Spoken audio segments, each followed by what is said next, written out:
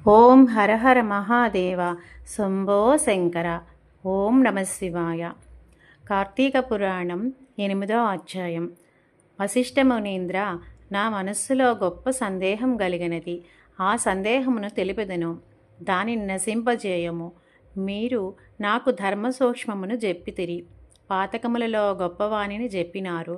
వర్ణశంకర కారకములైన మహాపాపములు చేసిన దుర్జనులు వేదత్రయోక్తములైన ప్రాయశ్చిత్తములను చేసుకొని పురుషుద్ధులిద్దరినీ ధర్మశాస్త్రములందు చెప్పబడి ఉండగా మీరు ధర్మలేశముల చేతనే పరిశుద్ధులై విష్ణులోకమునకు పొందుదురని చెప్పినారే, అది ఎట్లు సంభవమగును?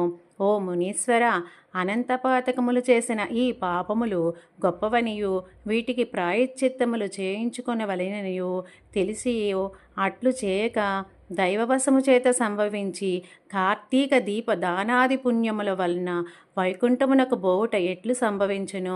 వజ్రపర్వతమును గోటికొన చివరి భాగము చేత చూర్ణం చేయుటకు సఖ్యమగునా?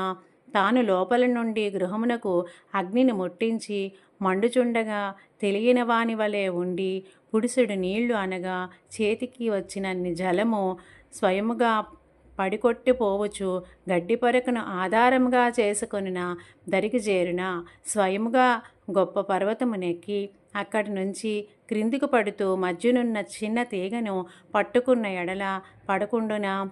ఇట్టి దృష్టాంతములను బట్టి చూడగా అధికములైన పాపములను చేసి స్వల్ప పుణ్యము చేత వాటికి నశింపచేయుట ఎట్లు సఖ్యమగును? నాకీ సంశయమును నశింపచేయుము. వినువారందరికీ ఇది ఆశ్చర్యకరమే.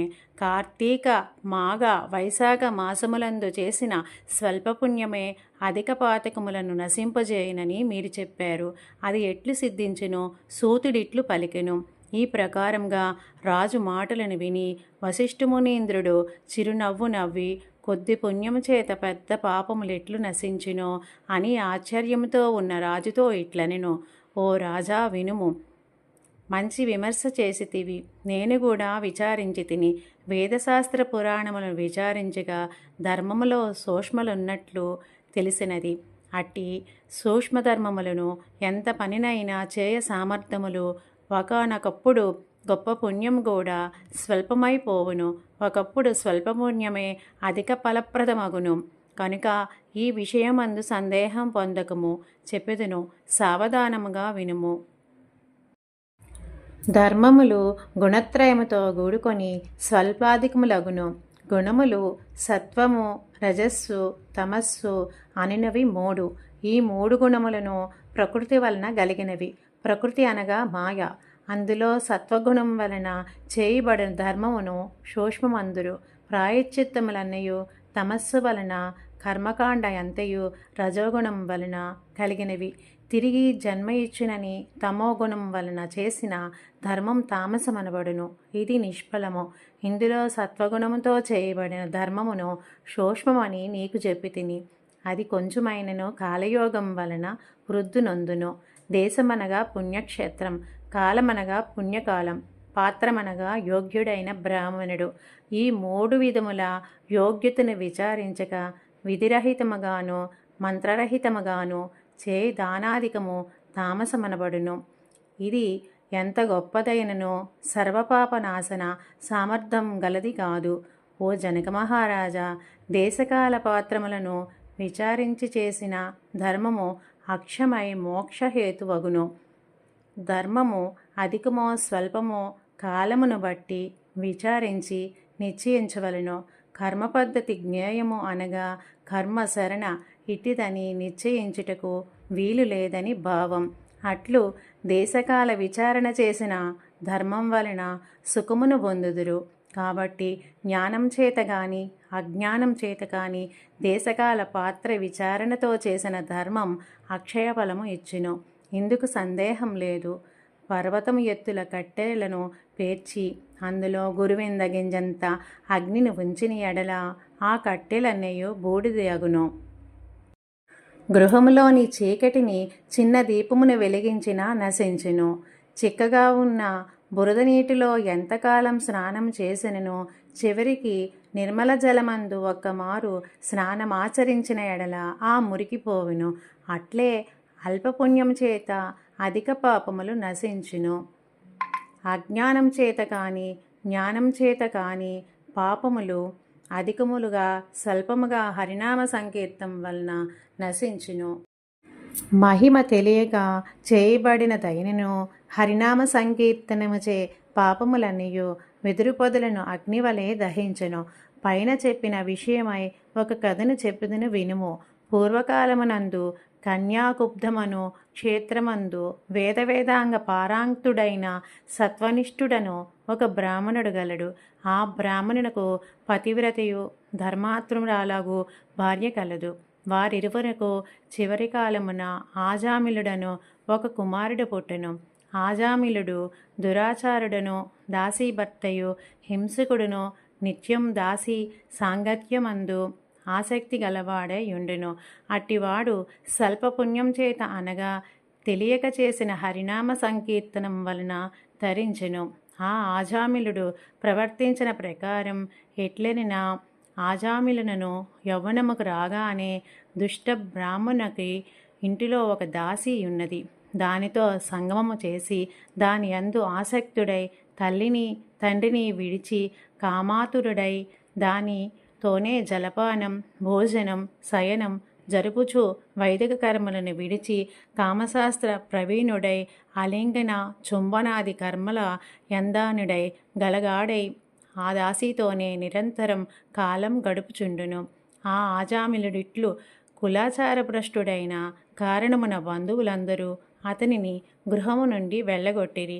ఆజామిలుడు ఆ ఊరిలోనే ఒక చండాలుని ఇంటిలో నివాసం చేసుకొని నిత్యం దాసితో కూడి కుక్కలను ఉచ్చులు వేసి మృగాలను పట్టుకొనుచు వాటిని వెంటబెట్టుకొని అరణ్యమునకు పోయి పశువులను పక్షులను మృగములను చంపి వాటి మాంసములను భుజింపుచు కాలం గడుపుచుండెను. ఇట్లుండగా ఒకనాడు ఆ దాసి కళ్ళు త్రాగు దమును యాసితో తాటి చెట్టెక్కి కొమ్మ విరిగి క్రిందపడి మృతి పొందెను. తరువాత ఆజామిలుడు భార్యను చూచి తన ప్రాణముల కంటే అధిక ప్రియమైనది గనుక చచ్చిన శవమును తన ముందు ఉంచుకొని వికలుడై బహు శోకించి తరువాత దానిని కొండగుహయందు పారవేచి ఇంటికి పోయెను. తరువాత ఆజామిలుడు యవ్వనవంతురాలైన దాని కూతురిని చూచి పాపాత్ముడు గనుక తన పుత్రికను నీతిని విడిచి దానితో చిరకాలం సంభోగించి సుఖించెను. తరువాత ఆజామిలునికి ఆ కూతురి యందు కొందరు పుత్రులు కలిగి నశించిరి. అందు చివరి వాడు మాత్రం మిగిలియుండెను.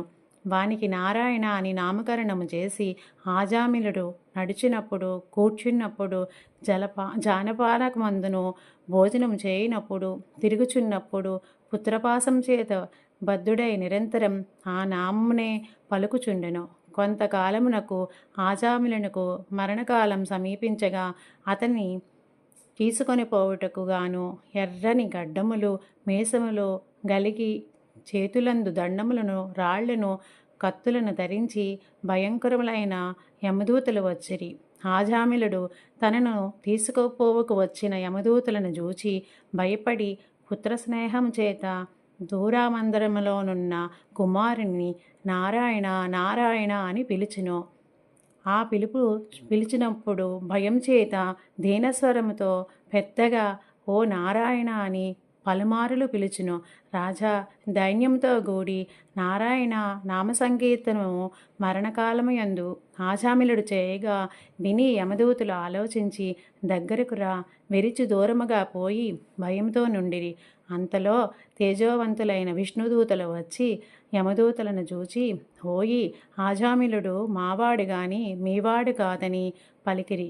రాజా ఆ విష్ణుదూతులు పద్మం వలె విశాలమైన నేత్రములు గలవారును పచ్చని పట్టుబట్టలను ధరించిన వారును పద్మమాలాంకృతులను కిరీటవంతులను కుండలధారులను మంచి మాలికలు వస్త్రములు ఆభరణములు గలవారును 4 చేతులు గలవారును సుందర దేహాలను శంఖచక్రములు ధరించిన వారును తమ కాంతి చేత దేశమంతయు ప్రకాశింపుజేయువారును అయి ఉండిరి.